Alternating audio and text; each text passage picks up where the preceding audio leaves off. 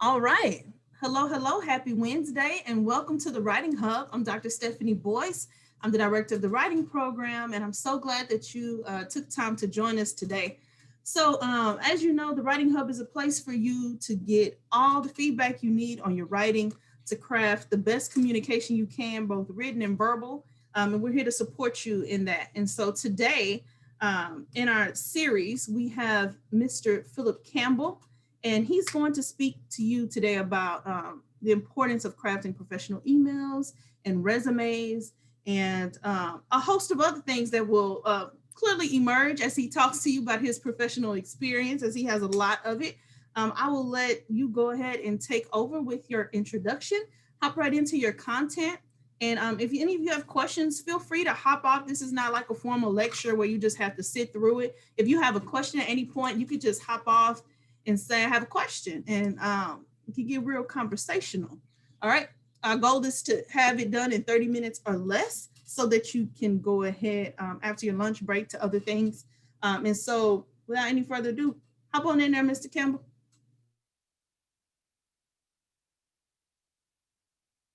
Sounds good. Good afternoon, everybody. Hopefully you all can hear me well.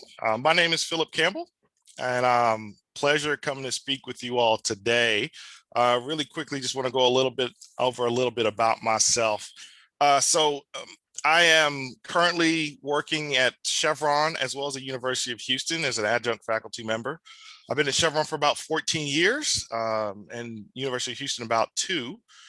I am a Wells Data and Insights product line manager. So I deal with a lot of things around the data science and analytics space, as well as I mentioned earlier, an adjunct professor for Bauer College of Business, focusing on information technology, digital transformation, and project management. I am based in Houston, 2-time graduate from the University of Houston, my alma mater, and had various roles in Chevron over the last couple of years. It was the first company that I landed after I graduated from the University of Houston, and I've been there ever since.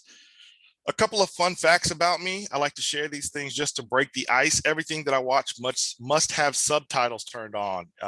So I wish I could invent something that gave me subtitles in real life. I haven't been able to do that yet.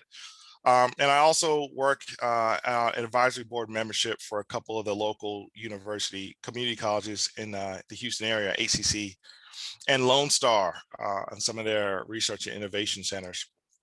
What am I most looking forward to? Because this has been a hard year, previous year in 2020.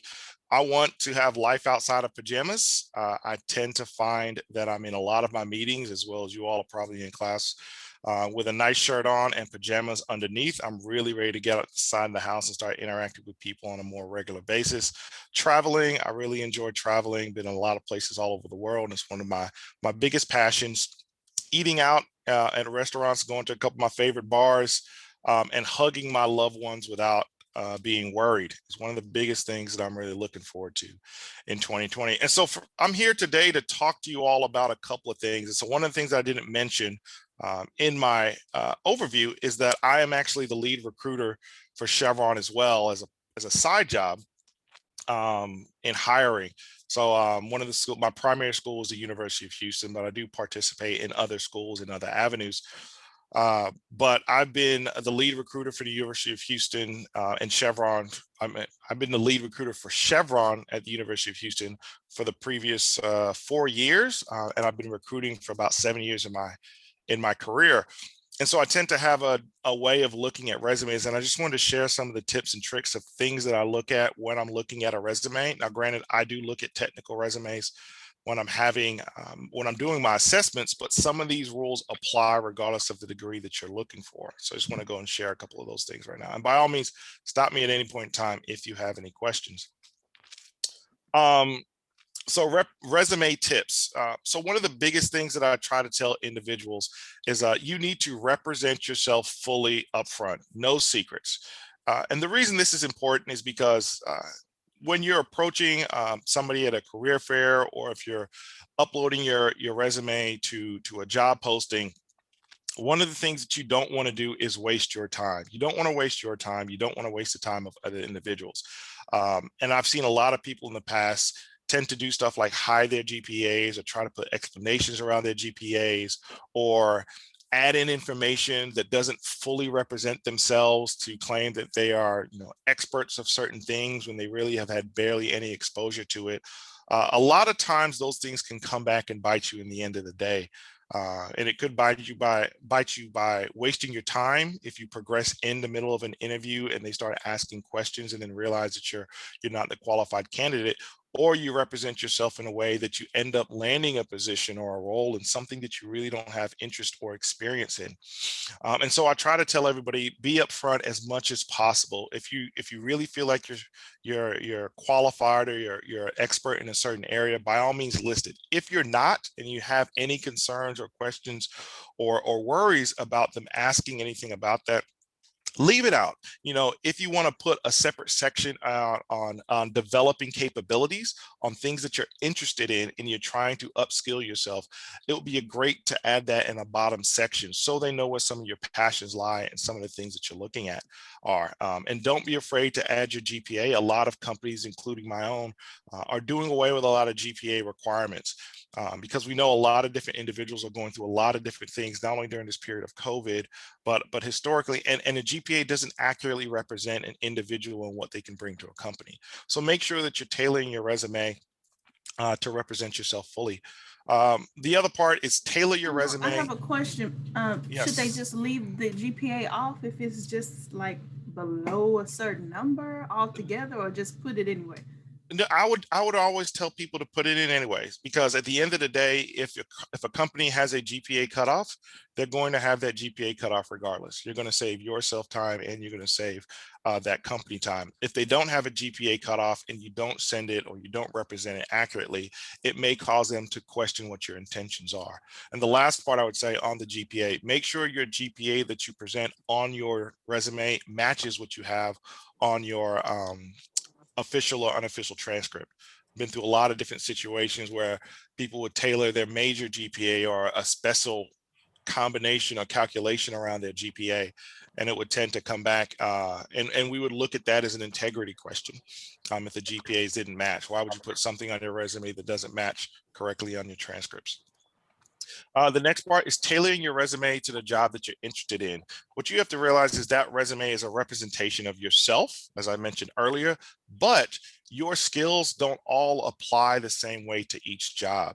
You may be looking at a position, for supply chain, and you have skills that are in the supply chain. You've been taking classes around supply chain. You've also been taking classes on physical therapy or anything else. And if you've had jobs and internships that relate to supply chain domain, make sure you're putting those things in and putting those things forward, as opposed to adding different things that have to do with the other parts of your what makes you you.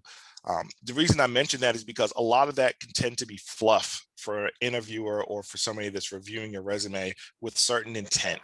And you want to make sure that the things that are most applicable to the job you're trying to apply for is represented up in center, front and center. So this means that you can have 4 or 5 different resumes if you're looking for 4 or 5 different jobs across certain domains. And there's nothing wrong with that at all. You're just representing yourself fully for the type of job that you're interested in. So make sure that it's not just covered in a cover sheet. You specifically read the job, what the job is looking for, and tailor your resume specifically towards that job to give you the best shot at landing. Look for ways to demonstrate your craft outside of internships. So when a lot of individuals are applying to jobs or applying to roles, I've heard a lot of excuses or reasons in the past that I've been too busy with school, or I've had to work on the side. I really haven't had any opportunity to get any internships. When you're looking for some of these full-time roles, a lot of things companies want is somebody that has demonstrated some level of skill in their craft for the domain that they're looking to get a position in. And so if you're interested in getting something in a technical space, or if you're looking for, taking a job and you're looking to go into, education or anything else of that nature, and you spent the entirety of your collegiate career, working, in retail, and then you come to me with a resume with nothing but the courses that you've taken and asking me to give you a role that is very competitive, I may not, I shouldn't say may not, I probably won't take a flyer on you. I will look at you as an individual that has spent the entirety of their collegiate career. Rightfully so, they may have been working to make sure that they kept themselves up or supported their family or other things of that nature. But I would ask about what is that outside drive or that internal motivation of that individual to go through a full degree program and not care to practice it outside of their classroom. So look for ways to demonstrate your class outside of your classroom. If you have to go into a volunteer opportunity or go to some local nonprofits and tell them about some of the things that you're trying to do and what you're getting your degree for, and say, do you all have any projects that I can volunteer for? Do you have anything that I can do to support you all to at least practice what I'm doing, pro bono for free? Or even go to your current job and say, hey, I'm currently managing, I'm currently majoring in marketing right now. And I know right now I'm working the cashier's desk, or I'm working as an assistant manager, or whatever you're doing. How can I use some of my role or some of the things that I'm learning in the classroom in my day-to-day job? Another option is look for ways to lead instead of just participate. One of the things that I see a lot is that people will list a lot of organizations that they're part of, whether they're organizations on campus or organizations that they've joined externally. Um, and it's great to participate in a lot of things, but at the end of the day, it's a completely different thing to participate than it is to lead. When you're leading, you're motivating teams, you're showing that you have those leadership capabilities and qualities that some of the companies are looking for. You're showing that you can build strategies and influence and not just take direction. Those are some of the qualities that set yourself apart from some of your peers. There's only so many leadership roles in student organizations or external organizations in a semester or in a year. Showing that you can achieve not only getting those roles, but being successful in those roles and talking about what you've been able to do to transform those organizations that you're a part of is really an integral part of setting yourself aside, or setting yourself apart from some other individuals that are competing for the same role as you are. Asking professors for research and special project opportunities. So this is really important. A lot of times we feel like that the value that we get out of our education is just what we hear in class. There are a lot of different things that's going on at your university, whether in the master's programs or PhD programs or things of that nature.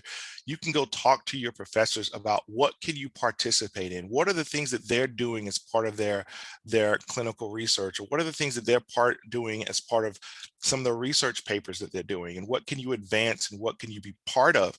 A lot of times professors will be open to involving you in some of those activities or some of that work. Maybe you can help them with different use case studies, or you can participate in a full research program that sometimes maybe only master's or PhD students get access to. So don't just take the class if you think because the professors, majority of their time isn't spent just teaching the class. A lot of times it's spent doing a lot of back-end research and advancing the university's direction in a lot of ways. I see something that says more. I don't know if is that chats. Oh, I'm sorry. I thought that was for me. And the last thing was consider taking extra classes that enhance your quality as a candidate. One of the things that, of course, since I'm in the IT space, this is very near and dear to my heart. But innovation in IT and technology is not just limited to individuals taking those degree programs anymore. Almost everybody is expected to have some level of understanding about IT as they go throughout their career. And individuals that are in IT, you're expected to have some level of understanding about the domain or business segment that you're going to be going into when you finally do graduate. So for me, being part of the oil and gas industry, I would be very open to IT professionals that have spent some time learning about different things like geology or geophysics or all these other aspects of the oil and gas industry. But on the flip side, if you're a supply chain major, or if you're going into education, or if you're going into, nursing, or if you in multiple domains, there's still things that you can do to set yourself apart. And I'm not talking about just using the programs like Microsoft Office, because that doesn't set you apart. But if you really start understanding, like, if I was going to go into an area and I was going into a K through 12, education group and to be a teacher, what things can I use at my disposal to make my students' experience greater? Can I start using things like visualization and analytics to understand the areas that my students are struggling on and what they're having success on? Can I pull in information from a lot of different sources to give myself a leg up? Or can I represent the students' progress, I should say, in a much better way that the parents are more involved and I've simplified the way that they can participate in their students or their child's growth. A lot of those things matter, and just because you are focused on a degree does not mean you cannot understand that there's other classes and skill sets that you can use to enhance your degree program. So I'd be very focused on making sure you just don't focus on your degree. So I'm going to go into a couple of quick examples. And sorry if this is small, I just want to highlight some of those things that I talked about before and why they're relevant. And so this is an example degree of an individual that was a petroleum engineer and coming in as a data science. Tons of different high skills from this individual, but just listing what they were going to do and what they wanted to do is one thing, but they were very clear up front about the types of roles that they were looking at, what they've done in the past. They were very clear on the core competencies and achievements that they've made, spelling them out specifically to talk about what they did, what they participated in, and what value it was able to bring back to whatever group they were working on. And then when they were talking about the professional experience, they made sure that they added this professional experience that had to do specifically with applying for some of the roles that they were applying to. That's just one example. Another example is here. Again, when people talk about their educational and extracurricular activities, they talk about the different parts they were working on. They were tutoring certain groups. They made sure that they participated in a boot camp. So it's talking about all these activities that they did outside of just getting a job. That's up front and center. And then they go back, they expel out their technical skills. These are things that's relevant to the position that they're applying for. They're making sure that it's front and center and it can be understood very quickly by the person reviewing their resume. I can clearly see that this individual has some of the talent and some of the background from an education standpoint that I'm looking for. I can see that they've been involved in investing back into the community to make sure that they grow the community skills. And then I can start seeing that there are specific activities that they're working on that show that they're applying the skills that they've learned throughout their collegiate career. And just one more that I'm just sharing as well. This is another individual, and they start talking about their roles and experience. And again, this person is applying for an IT role. They share that they're a technology security intern, which is important to us. We're looking for people that have IT roles. So up front and center, all four of their top roles have to do with the domain that they're interested in working on. Then they make sure that that's visible up front. And then, of course, at last, even though they did this, they kept this on to show some of their leadership capabilities and skill sets. This individual also had a desire, and they shared some of the projects that they've worked on, and then showed some of the individual student organizations they were a part of. Even though this person said member, it was at least at a committee level, and it wasn't just at the student organization. So trying to demonstrate that leadership quality and capability. Oh, I got a question. Mr. Yes. Campbell. So I've also had an opportunity over the years to review resumes and decide who will get callbacks and interviews and who will get pushed into the pile of no return. And my question for you is, because we're the writing hub, I want to know, well, I'm not going to say does it. I'm going to say, how does a person's attention to grammatical errors and like organization and the structure of the actual resume matter, if at all, when you're reviewing resumes? It matters a lot. There's two big things that I want you all to think of, and I appreciate that question.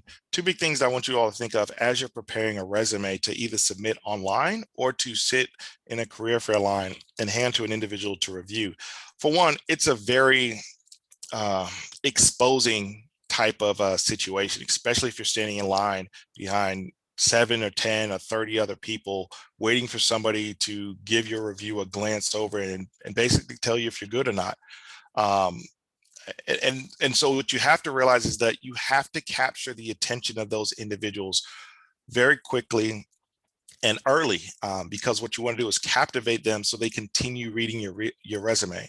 So things like grammatical errors or misplaced information or things that don't flow well, that does throw off a reviewer or an interviewer, simply because they may have looked through 10, 15, 100, 300 resumes in that same day. And so how you structure your information and what you want to communicate is really critical when you're trying to grab that attention.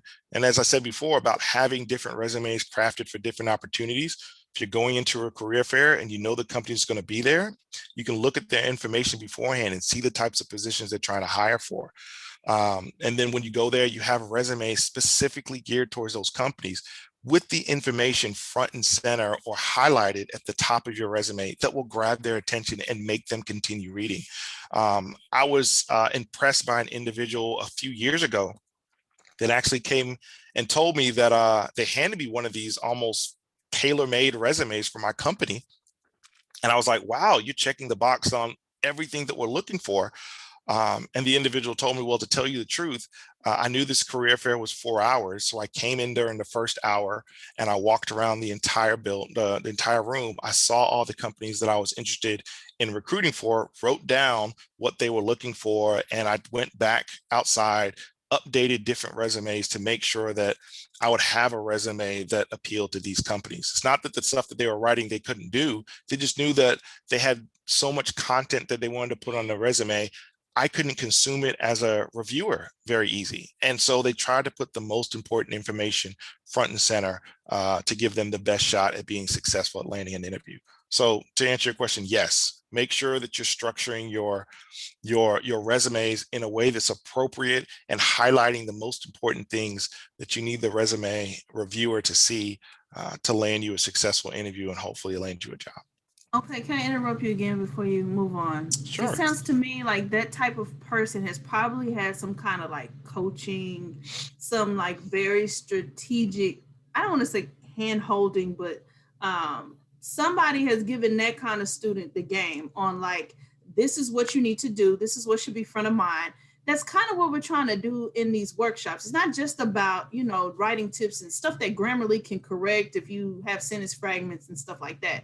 But this is about big picture, like you need to know the game, right? Because I'm bringing people like you in, people that are HR directors, representatives, and they're saying not only like, yeah, you want to have complete sentences, but like this is what you need to know to even get a step ahead. And I think for people coming from marginalized communities, we even more so have to put ourselves in a position where we understand how to get a leg up because other people are getting this game intergenerationally, right? And we're having to figure it out a lot of times on a first generation basis.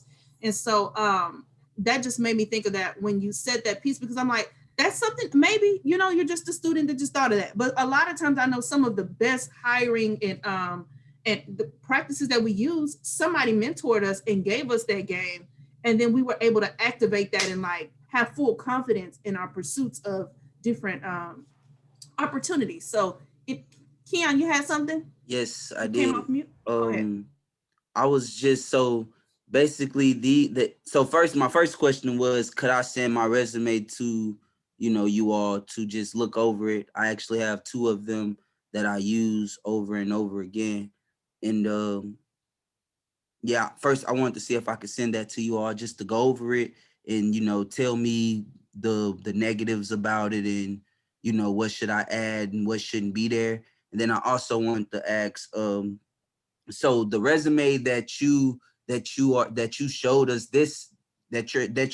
so what you're explaining to us is how to put better information on our resumes so we can get like a better position in this job or higher pay or like What you have to realize that it's a sad comparison, but this is a new generation, so I'll use it. Think of it as like all these dating apps, these Tinders or whatever else that everybody's looking at. I mean, in all honesty, you're trying to figure out how do you captivate the attention of the individuals that you're looking for. And if you're putting out a generic resume to 50 different companies, how do you expect them to care about you if you don't care about each company? If you're not dedicating yourself to understand what that company is looking for, you're eliminating your ability, or you're diminishing, your ability and your effectiveness to resonate with that company. And so the things that I'm saying isn't necessarily just to add certain information in. It's to do your homework, understand what that company is looking for, and make sure that your resume can resonate with the things that they're looking for. If you go online, you see what they're posting and what they're looking for, make sure that you look at your resume, you think about your skills, you think about what you've done in the past, and you add that to your resume. Again, like I said at the beginning, don't lie, don't say that you've done something that you haven't done. But if you're a freshman, sophomore, junior, senior, or if you graduated and you see a company that you want to get hired for, and you look at your resume and what you've done and it doesn't meet what they're looking for, what that tells me is that you have a clear picture, at least, to go build more skills to get what they're looking for. You have a way to say, well, this is what they want. How can I go either through another job or internship, or through volunteering my time in a nonprofit or in a student organization or something else to build these skills?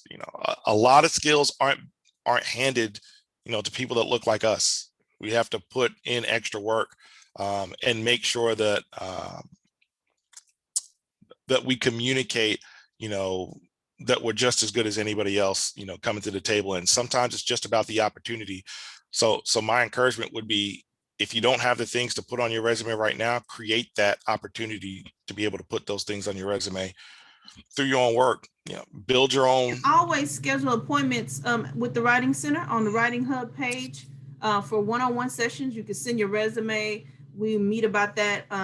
I am an employee of Paul Quinn. Now, I can't, Mr. Campbell works for somebody else, but I can always give you feedback on your resume, not just the grammar and mechanics, but also to do with what Phillip is suggesting. When you look at the holistic picture, you can see what's missing, and then you can start trying to, even over the years before you graduate, kind of plug in some experiences and some things that can beef your resume up. But we can definitely give you feedback on that, Mr. Keon. Yeah, and make sure that when you talk, especially if you're at a career fair, if there's a position that you feel like your resume doesn't meet up to, do not be intimidated and not go speak to that company. Because you can go walk up to that company and you say, hey, based on what I see that you all are looking for, my resume doesn't meet what you're talking about right now, but I want to see you again next semester. I'll be back next semester. I'm going to dedicate myself to grow some of the skills that you all are looking for. So can you help me understand what those skills are? And I'll come back to you, and you'll see me again in 6 months, and I'll show you the work that I've put in. And then stop that person. If it was Phillip that you were talking to, like low key, like I wasn't like Phillip in terms of like get one job out of college and then stay there forever years. And so like for me, it was always like, okay, who do I need to stalk? Usually it's gonna be somebody that look like me. Who do I need to hitch my wagon to be like, okay, I'm going to get those skills that you told me about, Mr. Campbell. Do you have a card where I can follow up if I have any additional questions? And like, I was just that straight up, like, I will stalk you to death. I mean, follow up, if you will, with the person in that 6 months time. Hey, I'm not sure if you remember me, but I met you at the such and such. You talked to me about these skills since then. I've done this and this. I wanted to send you over a copy of my resume where you'll see I did those things that we discussed. So to me, like getting that information on the front end is awesome. But then when you actually do something with it and follow up, I think that's where you can actually impress somebody with some like, oh, okay, I see you, Keon. You talking about it. And thank you for that. And one of the things I would add, and I think I may have to do a return trip, and maybe we can book another session. I could talk about some of the communication things that I have, because I know I'm running a little bit. Thank you for volunteering. I'm running a little bit long. The other thing I was going to say about resumes, and it'll be the final thing that I say, and Dr. Boyce, I appreciate you mentioning that. I would say that you all should create don't think your resume just has to be on paper. I have seen some very creative students over the last couple of years that have created a digital resume. And it's not just a link to a PowerPoint or a website. They're talking about their journey. They're showing that, they have a desire to learn new plans and new skills. And they've gone out to some of these websites, that help people create digital resumes of themselves. And they talk about the things that they're doing. They talk about the things that they've learned. They've talked about the areas that they've grown. Um, and that little nuance of things can sway decisions. It shows that individuals have taken, a different level of care in how they represent themselves and share information about themselves. So a digital resume is important. Making sure your LinkedIn profile is updated is important. A lot of jobs are just taking, applications directly from LinkedIn, making sure you have good conversations about what it means to really demonstrate yourself correctly on LinkedIn. And last but not least, cleaning up your social profile. Making sure that, things that could impact you getting that call back have been cleaned out very thoroughly to make sure that you're not getting impacted later on. There's companies now that have automated services that basically run your profiles and look for any content that may not be appealing. We Got don't. a question for you in the chat. Can you speak on maintaining a CV as opposed to a resume? For me, I'm just going to say I only needed a CV with academia and those types of jobs where they want to see your publications and all that kind of stuff too. So if you have anything Yeah, I additional. mean, not really much. I mean, in my industry, and maybe it's a lack of my understanding, people come with CVs and resumes all the time, and they're dang near the same. And so if there's a different way of putting together a CV that gets more detailed information, because I know that a lot of people try to keep, to this one page resume and things of that nature, and they feel like it can impact them. That's why I said that digital profile of yourself can help. Putting things on LinkedIn can help because you can be a little bit more descriptive on things of that nature. But at the end of the day, tailoring your resume to the job you're interested in is the most important part. If you're limited to a page or a page and a half, because again, these individuals are consuming a lot of resumes. The more information does not mean the better. Make sure the right information that will hook these individuals in is presented front and center to give you the best chance at landing a job. If there's more information needed, by all means, link them to a CV, whether it's digital or someplace else, that they can get that other content. That's good. So I want to thank you again. I want to give anybody else an opportunity. Me and Keon asked a couple questions. Brittany asked a question.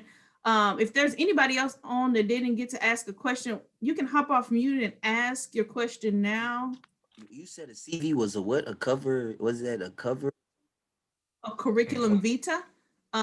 Typically we use those in academia. It spells out all your work experience and stuff like a resume, but then it goes into a little more detail about like presentations that you've done, like at conferences and things, publications that you have done, if you've had any work published. So that's important to, I mean, like that's something.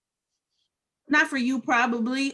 Typically, if somebody wants a CV, they'll tell you. But in my experience, we are usually only dealing with those in academia. If I'm applying to be a professor or work at a college or getting up in education into some higher level positions in education, a lot of times they'll want no business marketing or branding, stuff like that, because a lot of people use presentations to kind of discuss things now virtually anyway. And like just me being 25, not trying to work at, like I'm not trying to be at no retail or anything like that. I'm actually trying to get something that can, getting a strong resume is going to be the first step. And then I don't think you need to turn your focus on the CV. Brittany is a professor. She's asking. And I was going to say, and if you were going to do anything else outside of a resume, it's where's your digital portfolio? Do you have a running digital portfolio about all these things you're talking about doing from a marketing and business standpoint? And if you don't, then you're missing the boat. What I need to, in order for me to create a digital portfolio, I need to know what I need to put in one.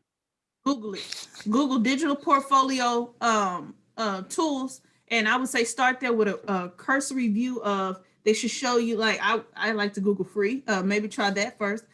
See what tools, if you go to YouTube and say digital portfolio or digital resume. Or you can actually do digital portfolio for marketing. And so what people have, and they do have, they'll have lots of examples for sure, but people talk about all the projects that they've worked on, the things that they've done individually, the different tools that they've used, and they actually have a whole, like, I worked on this marketing proposal for this nonprofit, and this is what we were able to deliver. This is the target group that we had.